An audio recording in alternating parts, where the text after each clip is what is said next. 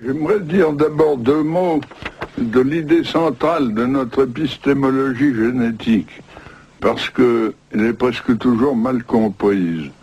Les uns me prennent pour un empiriste, et même pour un néo-behavioriste, comme l'a fait Berlin, parce que je soutiens que la connaissance part de l'action exercée sur les objets. Or, une action sur les objets, c'est pas du tout la même chose que tirer la connaissance des objets eux-mêmes. Il y a donc là une première confusion. Les autres me trouvent au contraire néo-maturationnistes ou même innéistes, étant donné que je fais appel à l'action du sujet. Mais ils oublient que l'action du sujet, c'est justement une action sur les objets qui a par conséquent interaction et pas action à sens unique. Autrement dit, je ne suis ni empiriste ni innéiste, mais je suis constructiviste. C'est-à-dire que je pense que la connaissance est affaire de continuelle construction nouvelle par interaction avec le réel et ne sont pas préformées. Il y a créativité continuelle.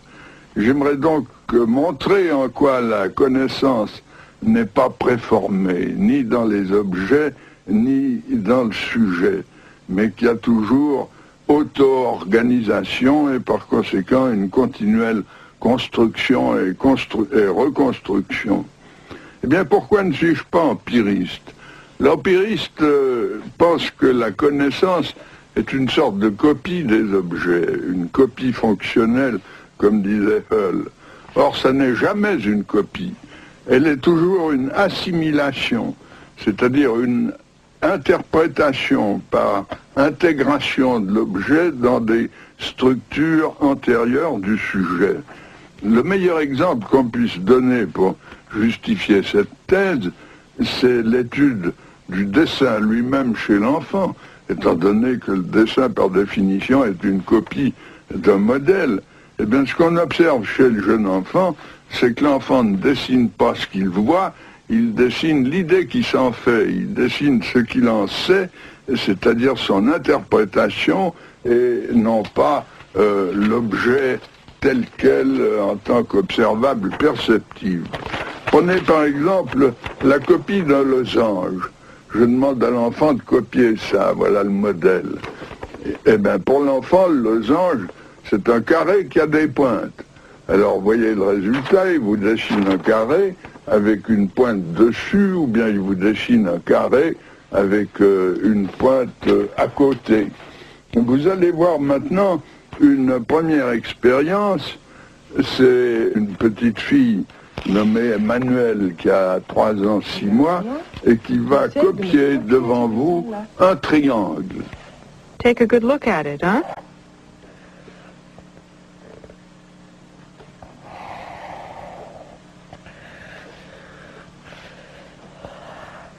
Like that. Like that?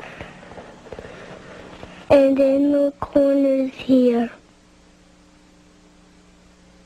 Little what? Little point here, see? Yes. Ce triangle, elle le conçoit comme une sorte de carré auquel elle rajoute 3 pointes. Des pointes qui sont d'ailleurs arrondies et pas pointues, mais qui représentent dans son esprit, elle le dit, 3 pointes.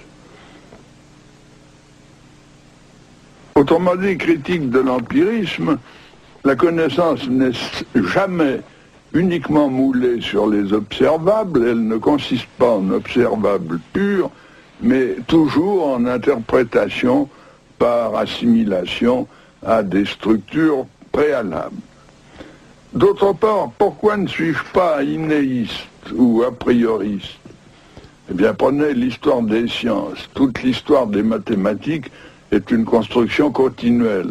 En partant des nombres naturels, 1, 2, 3, 4, il a fallu des siècles pour construire l'ensemble des nombres entiers avec les négatifs. En partant des rationnels, il a fallu attendre jusqu'à Pythagore pour découvrir les irrationnels. Ça signifie que ces connaissances ont été construites. Elles ne sont pas préformées. Si on les croyait préformées, comme le pense Chomsky avec sa candeur biologique, eh bien, il faudrait penser que les mathématiques sont déjà là d'une manière implicite ou innée chez le bébé, mais pas seulement chez le bébé, chez l'animal. Il faudrait remonter jusqu'aux invertébrés et aux protozoaires pour y voir la source des mathématiques. En réalité, les mathématiques, chez l'enfant, on y assiste d'un jour à l'autre, sont sans cesse construites par les actions du sujet. Elles procèdent à partir de la coordination des actions du sujet, de la logique de l'action du sujet. Et alors, de ce point de vue, il lui faut tout construire. Et même les choses qui nous paraissent les plus évidentes pour nous, il doit les construire. Je vous donnerai un petit exemple, ou plutôt vous allez assister à l'expérience avec un enfant. On montre à un enfant une ficelle qui présente cette configuration. On lui demande ce qui se passe si on tire de ce côté-là. Ben, il comprend très bien que si on allonge de ce côté, on va raccourcir de ce côté. Apparemment, il a tout compris. Mais si vous lui demandez est-ce que la longueur totale est la même dans les deux figures, ou bien la même que dans l'objet témoin que vous allez voir dans l'expérience qu'on va faire à l'instant, eh bien il nie la conservation. Ça n'est pas la même longueur totale, quand même il a compris une partie de la transformation. Eh bien que même une conservation aussi élémentaire ne soit construite que vers 7 ou 8 ans, vous montre combien il y a d'écart entre l'inné d'un côté et puis ce qui est peu à peu élaboré, construit, organisé par le sujet. There. So cut it. So we cut it. If we cut it there, will it be just as long? Yes. Is that okay? There. Now listen to me. Now the two strings are just as long? Okay, now this one we'll leave here. Now then, listen to this. If I pull this string like this, what's going to happen? This one will be big, and that one will be little. Where will it be little? There. And where will it be big? There. Okay. There it will be big, and here it will be little. Okay. So shall we do it? Yes. There. Is that right? Good. Now tell me this. This string from this end to this end, is it still just as long as that one, or is it not just as long as that one? Not just as long as that one. It is not just as long as that one. Okay. And what if we put this one back as it was before? How will it be if we pull here again? This one will be like this one. This one will be like this one. And where will the big part be? There. Yes, and where will the little part be? There. Okay, so we pull like that. And now the string from this end to that end, is it just as long as that one? Yeah. Yes? Yes. Okay. And if we pull again, there, like that, are they just as long, both of them? No. No. Disons maintenant quelques mots des structures opératoires.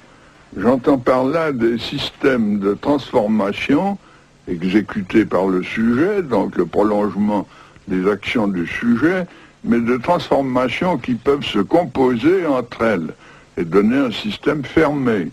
Exemple, une classification ou bien une sériation dont vous verrez tout à l'heure un exemple expérimental, ou bien une table à double entrée ou tout ce que vous voulez. Et pour ce qui est des opérations, je les définirai comme des transformations ou actions du sujet et qui peuvent être retournées, qui sont réversibles. Exemple, l'addition dont l'inverse est la soustraction.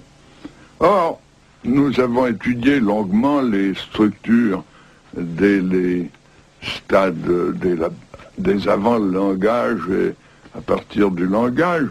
Une objection continuelle qu'on nous fait, et surtout chez les anglo-saxons, c'est que la structure n'existe que dans l'esprit de l'observateur, du psychologue, et que la structure n'est pas comme telle dans l'esprit de l'enfant. Eh bien, à cela, j'ai une réponse qui me paraît bonne, c'est que je définis la structure comme étant ce que l'enfant sait faire et non pas ce qu'il en pense. Il ne fait pas du tout lui-même une théorie de la structure, bien entendu, mais il exécute des actions et nous constatons, nous, que ce qu'il sait faire dans ces actions est bien coordonné et surtout que cela lui permet d'en tirer par déduction des conséquences auxquelles il n'avait pas pensé, comme nous allons le voir tout à l'heure à propos de la sériation. Autrement dit, la structure, c'est en fait un ensemble de pouvoirs coordonnés que le sujet a acquis et dont le théoricien peut formuler les lois d'une manière abstraite, mais dans l'esprit de l'enfant, ça n'a rien d'abstrait, ça n'a même rien de théorique, c'est l'ensemble de ces pouvoirs coordonnés entre eux. Nous allons constater, d'abord voir comment se constitue une structure qu'est la sériation. Yes. They're like stairs, aren't they? Okay. I'm going to give you these sticks here, and you try to put them together so they make stairs. Okay? Put them there, okay? Good. I'm spreading them out a little bit. Les jeunes enfants, antérieurement aux opérations, au niveau préopératoire, se bornent à faire des couples, des petits et des grands. Et le premier des sujets que vous allez voir, Barbara, à 3 ans, 6 mois, ne se borne à disposer ses bâtons qu'en petits et en grands. Little ones go there. The little ones go there? And the big ones? There. Well then, put them... Can you show me once again, a little louder? The big one's here, the big one's here, the big one's here, the big one's here, the little one's here. Yes, that's fine. You put the big ones here and then the little ones here. That's fine.